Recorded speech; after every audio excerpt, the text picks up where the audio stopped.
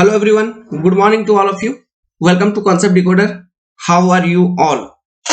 So आज एक important चीज मैं आप सभी से शेयर करना चाहता हूँ अपने करियर से रिलेटेड।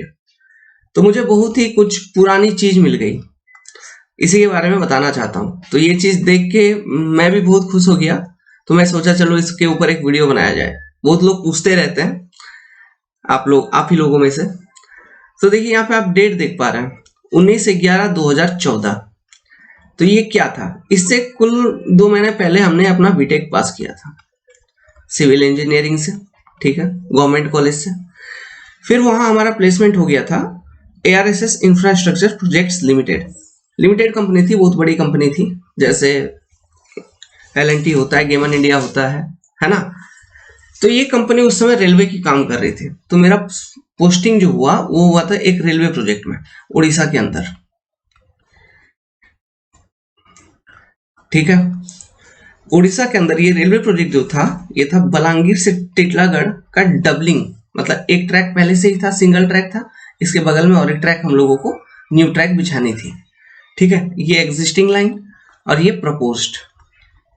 तो इसमें मैं प्लेस्ड हुआ एज ए साइट इंजीनियर सबसे पहले। ओके, आप देख पा रहे हैं यहाँ पे, तो इसलिए मैं ये शेयर करना चाहता हूँ। और वहां पे मेरा जो रोल था वो था अर्थवर्क इंजीनियर का। ओके, क्योंकि साइट में मैक्सिमम काम अर्थवर्क का होता है, तो हम अर्थवर्क को देखते थे। उसमें स्ट्रक्चर तो बना ही नहीं था, क्योंकि रेलवे का काम जो होगा, पहले कटिंग होगा, फिलिंग होगा, अलाइनमेंट, फिक्सिंग वगैरह, ये सब चीज होती रहती है। फिर बीच में जो स्ट्रक्चर बनते हैं उसको हम बना देते हैं, है ना। तो बीच में मैं स्ट्रक्चर में भी इन्वॉल्वमेंट हुआ था, डिजाइन में इन्वॉल्वमेंट हुआ था। ओके, वो बहुत दिन का बात है। बहुत दिन बाद, जब 6-7-8 महीने काम कर लिए, उसके बाद हमको उन सब वर्क में भी इन्वॉल्व किया गया था। लेकिन सबसे पहले एज ए अर्थवर्क इंजीनियर। तो ये काम करते करते, फिर अर्थवर्क का काम करते करते, यहाँ पे काफी सर्वे की काफी यूज होती है। हम क्रॉस सेक्शन वगैरह बनाते थे, ऑटो लेवल, TS वगैरह सब कुछ सीख गए, क्रॉस सेक्शन बनाना सीख गए, ऑटो कैड को बढ़िया से समझा। ओके, स्टैड को फिर धीरे धीरे समझे थे बाद में। स्टैड की उतनी जरूरत नहीं थी, जब स्ट्रक्चर में हम काम कर रहे थे तो उस समय स्टैड सॉफ्टवेयर की थोड़ा मोड़ा जरूरत होता था।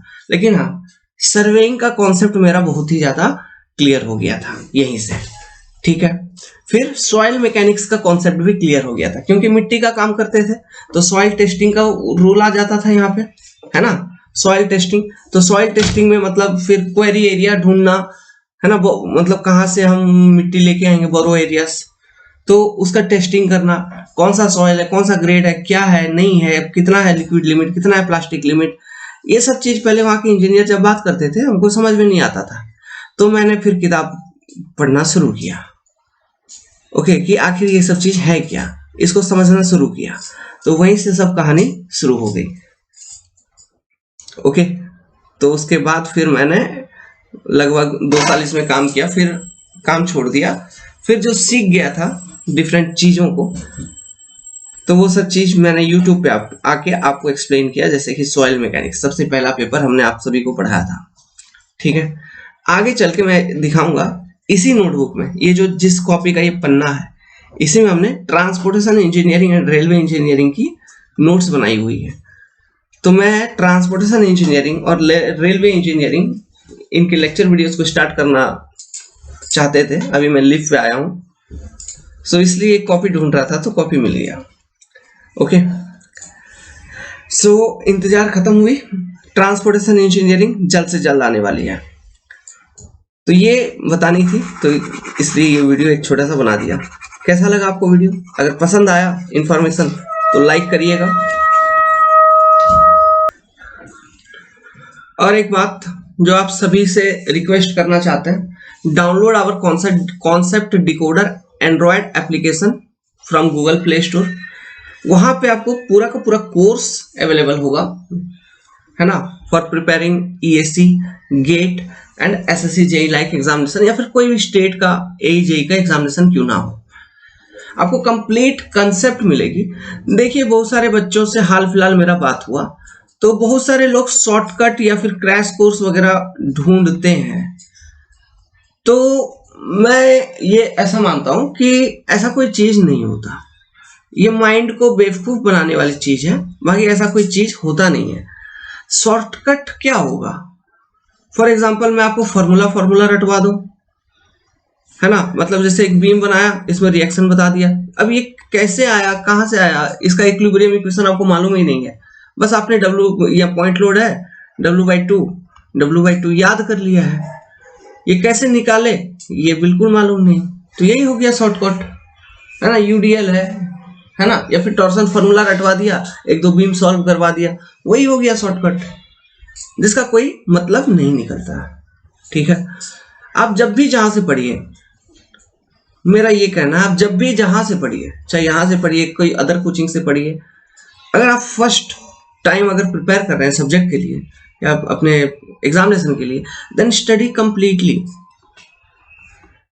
कंप्लीटली कहने का मतलब है विद इन सिलेबस, जो चीज रिक्वायर्ड है, and with concept. Okay, understand करिए चीजों को, इट इज इंपॉर्टेंट।